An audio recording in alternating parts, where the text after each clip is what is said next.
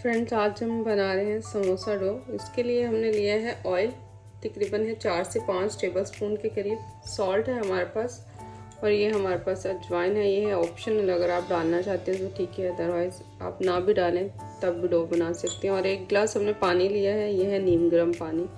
और ये जो हमारे पास बैटर है, ये तकरीबन है हमारे पास ऑल पर्पस फ्लोर है। ये हमने लिया है 250 ग्राम के करीब। अब हम इसके अंदर सबसे पहले डालेंगे ऑयल,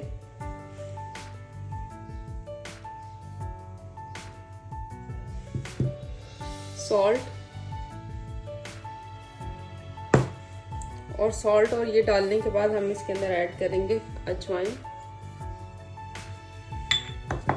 और अच्छी तरह इसको मिक्सअप करेंगे।